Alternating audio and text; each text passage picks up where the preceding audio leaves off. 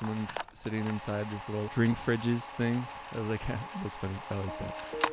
Hey everyone, welcome back to Rupees Over Ramen, the show where we talk about animation, creativity, the creative process, and tons of other nerdy stuff. So today is going to be a more like loose format podcast episode. We're going to be talking about some of the stories that I've been working on and the inspirations that have come to me for these stories and like where I've gained my inspiration and how I've continued to work on these stories, even if it's just in a small way. So one of the stories I've been working on right now, the name is Tanuki Hero, and it's based on some friends that I had a gaming channel with a while back. We were called the Tanuki Toad team, so I wanted to kind of pay homage to that, so I've been working on this story. It's about a group of longtime friends that go against demons and shadows of another world in boss battles with nothing but old nostalgic accessories and their wits in order to protect the world and their family. It takes place in Vancouver, Canada, and they live in what they call the Loft. It's an abandoned library, or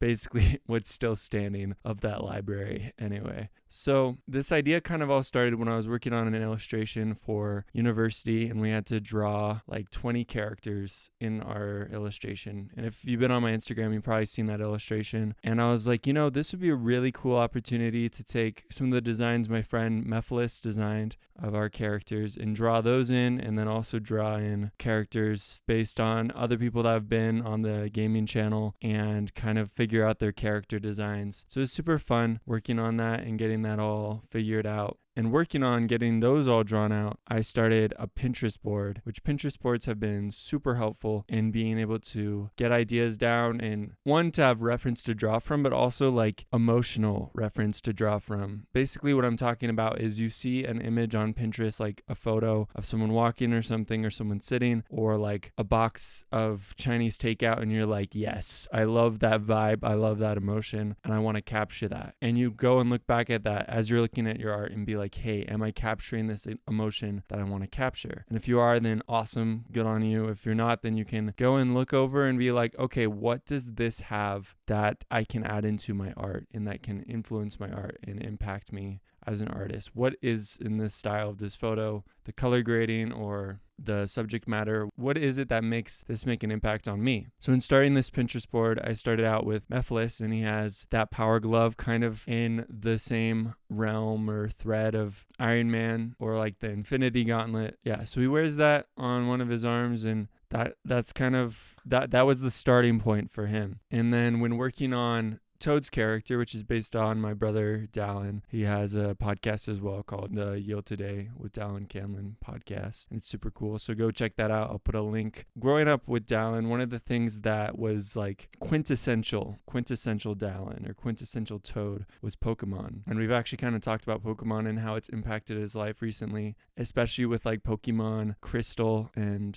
Pokemon Emerald. I really love those generations as well, but with that I wanted to make him a Pokemon trainer. So basically his nostalgic item kind of came around the idea of like Tamagotchis, but with like the classic Game Boy. And from that he can summon basically kind of like a Pokemon, but basically just summon like a familiar that can help him in battle and assist him in fighting against these giant demons. And kind of where the demon idea came from, I really love boss battles, especially in Legend of Zelda. Like boss battles are the thing that makes Legend of Zelda like so amazing, in boss battles in Mario games, like Pokemon with gym leader battles. Just like a giant boss in Sonic, like Sonic Adventure 2 battle, like when you're flying around in space, says Supersonic, and you have like the epic anime music in the background. It's just like, yes, I love this boss battles. We played video games on the couch and just supported each other in those games. A lot of them were cooperative games, some were competitive games, but I thought boss battles, 4-player, kind of like that D&D vibe, like I think that would work really well. So that's kind of where that started. So he became a Pokemon trainer. I kind of made him kind of like a Pokemon trainer with that backwards hat. He used to have like a mushroom head and like kind of looked like Toad with the vest and stuff, but applied that and making it more kind of like that Letterman jacket, Pokemon trainer thing. So then with working on my character, Mephilis had drawn me kind of like, my name was Ice Luigi when I was on the channel. Everyone called me Ice. I had the blue hat like Ice Luigi, and I had kind of like the circle, but it didn't have any like letter. Just kind kind of simplifying it. And then I had a scarf, which kind of mimicked the overalls that Luigi wears. I don't know if Mephiles did that on purpose, but I always look at him like, dang, that's super cool. It's like taking an idea and being like, I like that, but I don't want overalls, so let's do a scarf. And it still has that same shape and like form. And I'm like, okay, so what is his nostalgic accessory going to be? Even though I never had this game, every time I played it, I was like, this is super cool. And I always wanted to get one of these and make like a fighting game or like some kind of like turn-based strategy game, like RPG type thing. But you have the Guitar Hero guitar and you use that in fighting against like playing chords and fighting against bosses. I've always loved, like in D&D, I am a bard, my character is, and I was like, Guitar Hero, yes, that is my weapon of choice. With the Pinterest board, kind of did some inspiration with like having a Walkman on my side, like clipped to my side. So that was my character. When working on Mini Beast's character, and this one's still like in the works because it's not quite nostalgic accessory, but it was the thing that first came to my mind and that I drew into this drawing. Wouldn't it be cool if he had kind of like dual wielding like dagger blades, but they're lightsabers? I thought about Joy-Cons, like that works super well because it kind of has like that black sensor type thing on it. The blade going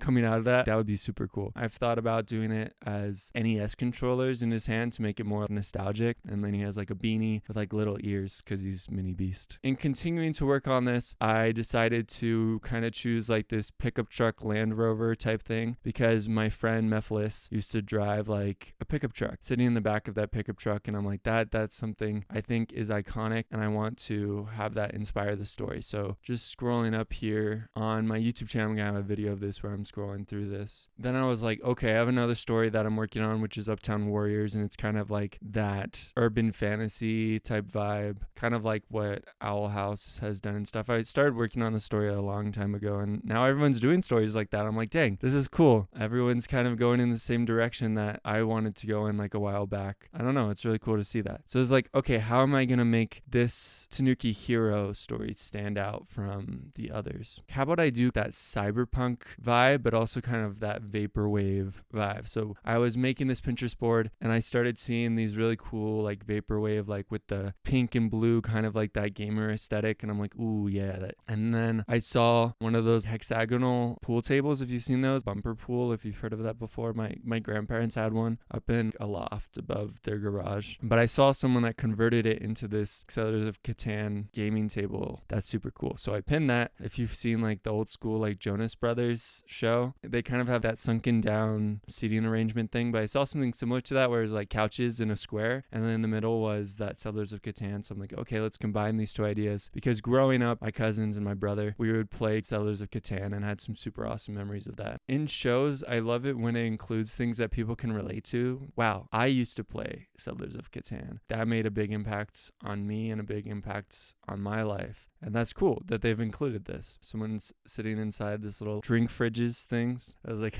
that's funny. I like that. Because like when we were working on the channel, it was a lot of just shenanigans and stuff. So in the Pinterest board, I'll include a link in the show notes and on the video. But if you check it out, there's a lot of like shenanigans pictures, like some guy in a suitcase. And I'm like, dude, that works super well for like Mephiles and Mini Beast. Like taking the characters in a photo and being like, these apply to my characters. Trying to be like, I want to capture that. I want to capture that vibe. And working on this more, I saw some like Pac-Man and like retro aesthetic stuff, and I'm like, yes, this is good. Or if there's something out and about, like in person, like when I'm walking around and I'm like, dang, that really like gives me an idea for this story. And so take a picture of that, just go like and just like, yeah, use that in your story. Like take inspiration from everything around you. Because like with inspiration, Jake Parker kind of talks about it as a creative bank account. You can't withdraw if you never deposit. So you need to be putting things into that creative bank account, or some people talk about it as a creative well. You need to be putting water into there or allowing it to rain there in order for you to still draw up water from that well.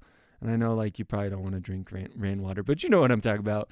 When working on creative things, in order to prevent yourself from having creative burnout, you need to make sure that you are putting in the effort of gaining inspiration from the things around you. That was one of the reasons why I started this podcast, is so I could look at animation and be like, hey, what inspiration can I gain from this? Why do I like this so much? Base it around that. I also kind of wanted to capture with this story 90s vibes and like old 90s 90s things, and that's where the nostalgic accessory thing came from, because I love nostalgia. Also, we started a podcast called Not Quite Legends, where all the people I'm talking about, we come together on a Zoom call and we have discussions about the channel, about life, about mental health, about creativity, and just what we're up to. Go check that out in the description. Whenever I'm working on this Pinterest board, I like share stuff from there. Or maybe if I make a thumbnail for a video and I'm like, that kind of applies to this story, because I want to start incorporating these stories more into my YouTube channel, possibly with animatics or videos like drawing the characters. I don't know. It's just tough trying to get it started. That's why I thought this would be a cool way of just introducing you guys to this story. I'm going to be doing another episode talking about Tanuki Hero. So if you're interested in this story,